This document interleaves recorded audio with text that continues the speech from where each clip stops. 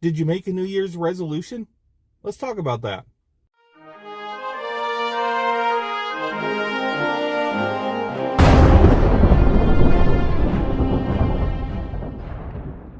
Well, hey everybody, and welcome to Standing Still, where I speak the truth in love, because speaking the truth is love. I am your friend Jason, also known as Tyndale's Beard, and happy 2024. We've made it to the new year. I hope you all had a great time with your families and friends, and maybe if you didn't, maybe you're just glad it's over, and that's okay too. But I do want to talk about New Year's resolutions, and of course, for the sake of clarity, I want to assume that if you've made any, you've made good ones. You've made good resolutions, healthy resolutions, things that are going to be to your benefit. Okay, so if you resolve to eat all the junk food you can, then this is not for you. But you hear all the time about people making New Year's resolutions, and inevitably they fail. They don't stick. And one of the big reasons that these resolutions don't stick is because we, as humanity as a whole, we've gotten to the point where our word really doesn't mean anything. Okay, it doesn't mean anything to ourselves. It doesn't mean anything to others. It doesn't mean anything to God. We're very lazy when it comes to our promises and our vows and our resolutions, as it were. So, if you've decided to make a New Year's resolution, you'll find more often than not that you will have people who will mock you, they'll laugh at you, they'll discourage you. Some may actually encourage you to break your resolution as much as they can get you to do so.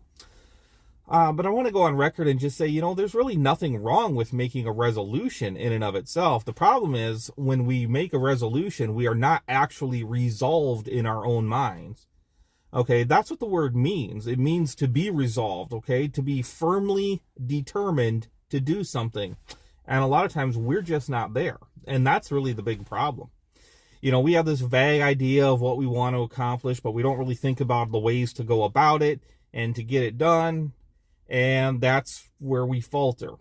So there's a couple of things we can do to change that. And I think as Christians, we need to be resolved on some things. We need to make some resolutions. We need to try and do better in some areas so that we can better serve the Lord and we can better serve other people. So the first thing you can do is if you're going to make a New Year's resolution, okay, you got to think about it. You got to make yourself sit down and think about your goals and figure out a plan. So, maybe what I found is that, I make a written list. I start with what I want to achieve and then start writing down all the necessary steps that I can think of at least to help me get to that goal. So this helps me to focus. So, for example, I have this year, one of my New Year's resolutions is to get healthy. And I say that because I didn't want to just write lose weight. That's part of it. But really, I want to lose weight. I want to build muscle. And, it's a whole lot more to it than just losing weight. Okay, I want to get that healthier physique that will allow me to do more. I get real tired, guys. I'm sick and tired of getting winded, going up and down stairs. That shouldn't be happening. That's not healthy. But I want to be able to function. So, I don't just say, I want to lose weight, because that's a very vague goal. Instead, I've got a plan. I've written it down. I'm going to do some intermittent fasting. I've got, when I do have an eating window, I'm going to be very strict about what types of things I will and won't consume. I've asked my family to help me out, and we're going to get to that in a second, that sort of thing. But you know what I mean? I have a plan. I have something written down on paper that I can see and I can stick to and I can remind myself of. So that's one thing that you can do to help in your resolutions. And then the second thing, and I mentioned this a second ago, was asking for help. And this is a big one. We need to surround ourselves with helpers and not people who are going to be harmful to us in this issue. A lot of times there will be those naysayers, like we said, who will ridicule us, they'll undermine us, and a lot of times it's the family and friends around us. Maybe they're doing it to make themselves feel better because they didn't make a resolution or they failed to keep one, and so they just want everybody else to fail. Maybe it's about their own lack of determination. Maybe they're actually poking fun because we've given them reason to, right? Maybe we've shown ourselves to be weak-willed and they're just scoffing, oh yeah, sure, you're going to do this one. You haven't done any of the others. Why should I believe you now? regardless of the reasons, we can do a couple things that will help in this area. First of all, like I said, we got to be willing to ask for actual help. We can ask the Lord for help, of course. That should be the first place that we go, right? But then when it comes to other people, we can specifically ask them to pray for us and encourage us. And maybe they won't agree with your resolution. Okay, maybe they're just dead set, no, we don't think that's the right thing for you to do. Here's the way we want to do it. And, don't throw the baby out with the bathwater. If they've got some good ideas, by all means, incorporate them into your plan. But if they're just dead set against it and says, no, you can't, we think that's a dumb idea or a bad idea, we're not going to help you, well, then you've got to make a decision.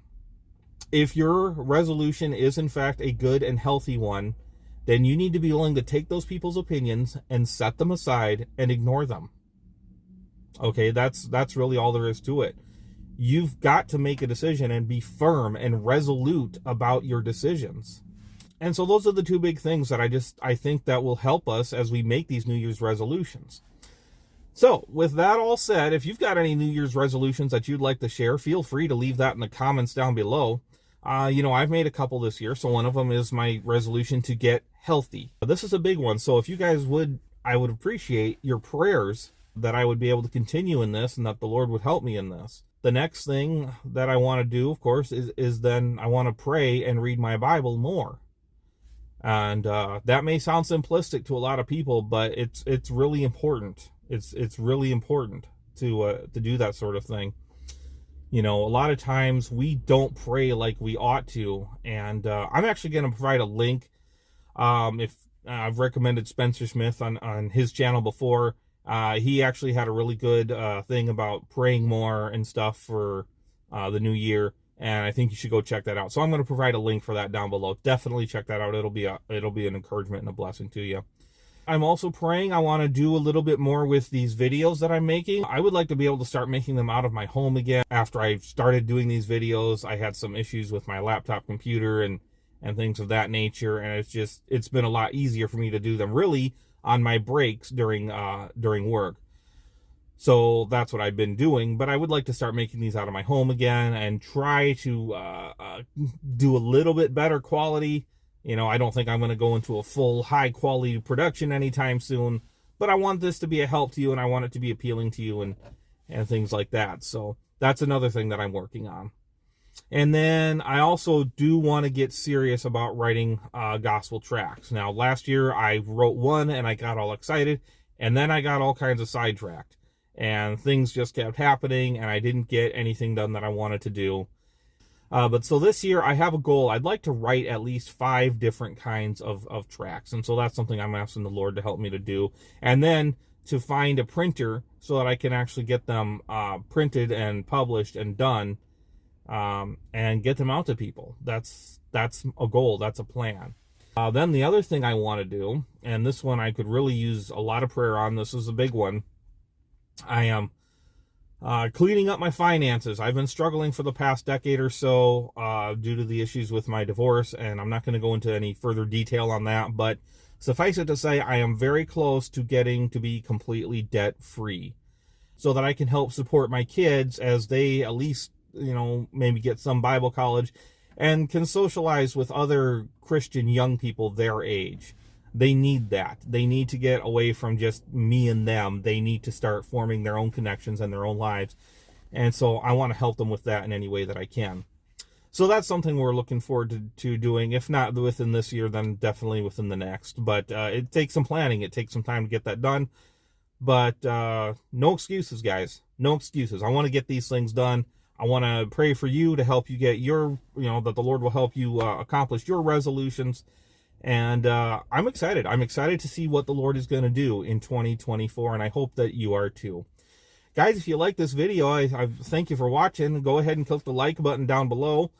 Make sure to subscribe, please, if you haven't done that already. And then, of course, click the bell for notifications so that you can be notified when new videos are uploaded.